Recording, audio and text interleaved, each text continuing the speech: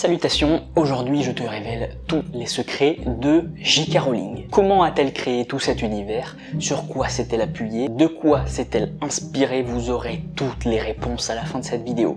Et d'ailleurs c'est une vidéo un peu spéciale parce que je reçois quelqu'un aujourd'hui, une invitée très spéciale que vous allez voir donc au cours de cette vidéo et qui va nous donner des éléments clés pour comprendre vraiment pourquoi cette saga a explosé et comment J.K. Rowling a fait pour que ce soit un succès. Vous allez tout savoir. Donc restez bien jusqu'à la fin parce que là vous allez en avoir de l'info. J.K. Rowling, elle écrit vraiment depuis longtemps, presque depuis toujours j'ai envie de dire, parce que elle écrivait déjà à l'âge de 6 ans des petits contes, des petites histoires pour sa sœur. Et son premier roman, il date de ses 11 ans. Les 7 diamants maudits et les personnes qui les détiennent. Voilà, c'est le nom de son premier roman. Avec un tout petit peu d'imagination, on peut déjà avoir un premier lien avec la saga Harry Potter et notamment le chiffre 7 qu'on revoit tout le temps dans la saga et qui est dans le titre de ce premier roman. Venons-en au sujet principal. Tout a commencé dans un train allant de Manchester à Londres. C'est là que J.K. Rowling imagine un jeune sorcier qui découvre qu'il a des pouvoirs. J.K. Rowling commence alors l'écriture de ce premier tome. Elle avait 25 ans et à ce même moment, elle perd sa mère. Elle part alors de l'Angleterre et va directement au Portugal dans le but de changer d'air, de se changer les idées, de se remettre de ce drame. Et elle prend son rythme de vie. Et chaque matin, elle va dans le café le plus proche pour continuer à écrire son histoire. Elle y prend son petit café noisette. Bon, ça j'avoue, c'est moi qui l'ai inventé. Elle allait d'ailleurs très souvent dans le même café, le Majestic Café à Porto. Elle se mariera en 1992 et aura une fille, mais ça ne durera que 3 ans. Puisqu'elle divorcera et ira vivre à Édimbourg. Et là c'est la descente aux enfers. Elle est dans une situation financière très compliquée, elle vit des allocations, des fois elle se prive même de repas pour que sa fille puisse se nourrir, mais elle lâche pas. Dès qu'elle le peut, elle continue l'écriture d'Harry Potter. Elle tombera même en dépression et ira presque jusqu'au suicide. Heureusement, l'amour pour sa fille la sauvera. Une fois qu'elle a terminé d'écrire son premier tome, elle envoie ses 3 premiers chapitres à un agent qui refusera de travailler avec elle. Le mec est un visionnaire quoi. Le mec a raté la plus grosse affaire de toute sa vie. Un autre agent aura un tout petit peu plus de flair, va réussir sa vie finalement, et il accepte de travailler avec elle. Et donc ils vont trouver ensemble un éditeur, Bloomsbury. Le livre est produit en 1000 exemplaires et c'est un succès phénoménal. À un tel point que l'auteur peut se concentrer maintenant sur l'écriture, en faire son métier et continuer jusqu'au succès planétaire. Je vous montre à l'écran un petit croquis, c'est la façon dont elle a écrit Harry Potter 5. C'est une petite partie, une infime partie, mais ça montre vraiment la structure qu'elle a utilisée pour écrire tout ça. Mais je vais pas vous en dire beaucoup plus parce que finalement on va en parler juste après avec notre invité.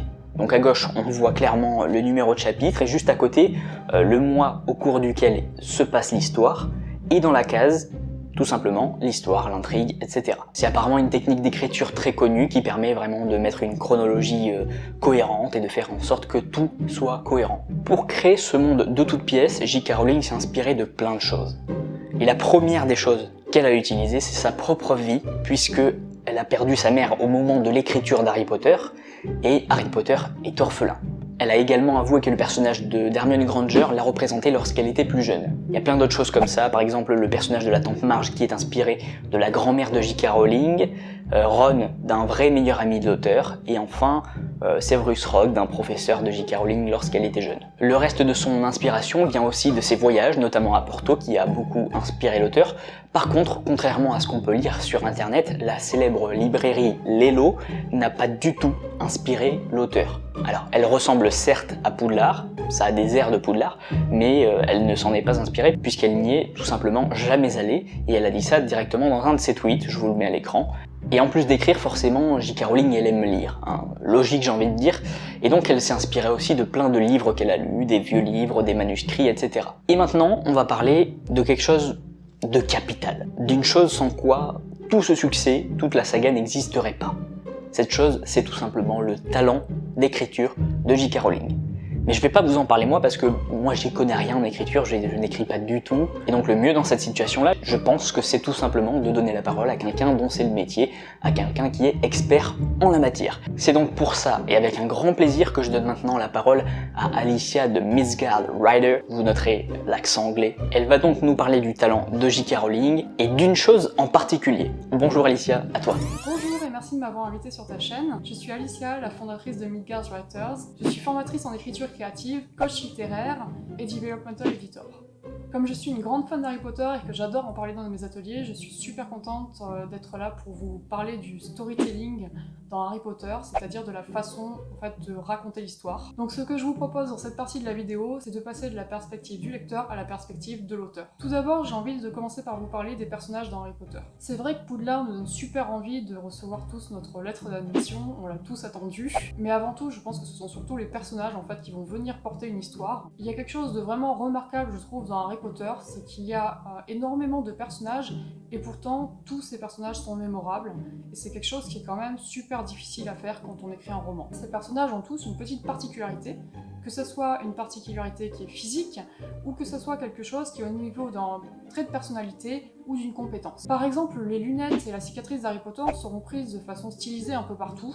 On se souvient bien sûr de la tignasse d'Hermione. Pour le professeur Lupin, ce dont on peut se souvenir, ce sont ses vêtements qui sont pas en très bon état. Maintenant, le physique c'est une chose, mais il y a aussi énormément de caractéristiques au niveau de compétences ou de traits de personnalité dans Harry Potter. Et donc on va avoir tous ces personnages secondaires qui vont avoir un truc à eux, comme par exemple Neville qui perd tout, qui est absolument maladroit, mais en même temps qui est doué en herboristerie. On va avoir Luna qui est complètement dans la lune et qui voit un petit peu partout des créatures dont personne ne connaît l'existence. On va avoir également Seamus Finnegan qui fait absolument tout exploser. On le voit faire exploser des choses au fur et à mesure de la série, et à la fin de la série, on se sert d'ailleurs de cette compétence pour faire exploser le fameux pont. Et c'est comme ça, je trouve, que Poudlard prend vie, puisqu'il y a énormément de personnages, mais en même temps, ces personnages, ils ont l'air vraiment réels. Et d'ailleurs, en parlant de Poudlard, J.K. Rowling a su vraiment donner vie aux lieux qu'elle a créés. On peut leur trouver une véritable personnalité à ces lieux, ce qui peut paraître un petit peu bizarre comme ce ne sont pas des personnages. Et justement, ils ont tellement de petits détails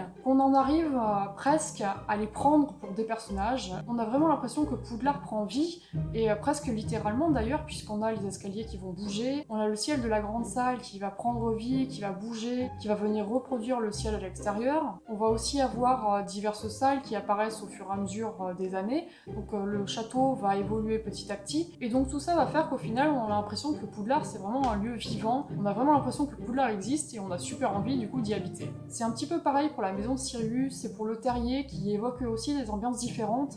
Dans ce dernier point, je vais aborder l'intrigue et le foreshadowing d'Harry Potter. Comme vous avez pu le voir dans la première partie de cette vidéo, J.K. Rowling, elle a vraiment établi un plan très détaillé de son roman pour planifier ce qui allait se passer. C'est donc un plan de roman, on peut aussi appeler ça une story map parfois. C'est une méthode qu'utilisent les écrivains pour planifier l'intrigue de leur manuscrit avant de l'écrire. Alors oui, l'intrigue d'Harry Potter est super bien conçue, mais il y a un truc avant tout dont j'ai envie de vous parler et que j'ai envie de vous partager dans cette vidéo, c'est la façon dont J.K. Rowling utilise le foreshadowing. C'est l'utilisation d'indices au cours du roman pour annoncer un événement important, un point qui va arriver plus tard dans le récit. Par exemple, récemment, je viens de réécouter le premier tome d'Harry Potter en audiobook et je me suis rendu compte d'un truc que j'avais pas remarqué les autres fois, c'est le petit passage dans le train en fait, où on voit Harry qui découvre tous les bonbons, et là il va commencer à ouvrir la choco-grenouille, et donc il y a Harry qui va commencer à lire la carte, qui va se rendre compte qu'il y a le nom d'Albus Dumbledore, et quand on relit la description qui est sous la photo d'Albus, on se rend compte qu'on parle déjà de Nicolas Flamel. Et donc nous, en tant que lecteur, on va complètement oublier ça, parce que c'est noyé au milieu d'un flot d'informations, et puis Harry va s'en rappeler que plus tard, que ce nom de Nicolas Flamel était important. Il y a aussi des choses qui vont être prévues dans un tome donc antérieur. Par exemple, c'est le cas pour le Saule Poigneur qui va servir de péripétie dans le tome 2, et qu'on va retrouver dans le tome 3 puisqu'il correspond à l'entrée du passage secret, qui est important puisque c'est là que va se dérouler une scène majeure. J.K. Rowling fait ça en permanence, on pourrait parler très longtemps de ces éléments de foreshadowing. Si vous voulez en savoir plus à ce sujet, vous pouvez aller regarder mon blog sur lequel j'ai écrit pas mal d'articles autour d'Harry Potter et d'autres sujets autour de l'écriture et de la lecture. Et j'en parle évidemment aussi dans mes ateliers d'écriture créative et coaching. Voilà, je vous dis bonne lecture et merci beaucoup de m'avoir invité à parler de ce sujet qui est super passionnant. Voilà, c'est pro, c'est clair, c'est net. Que dire de plus? Merci beaucoup Alicia, donc je vous mets tout directement en description et franchement, foncez, c'est sympa, c'est top, c'est divertissant et c'est formateur. Voilà, j'espère que vous aurez appris plein de choses dans cette vidéo. J'ai juste une dernière info à vous donner, comme toujours. Tu vois le bouton s'abonner là? Si tu cliques dessus, ça envoie directement un mail à J.K. Rowling et elle te répondra peut-être, qui sait? En tout cas, faut essayer. Clique. Et puis en attendant, eh bien, je te dis à très vite.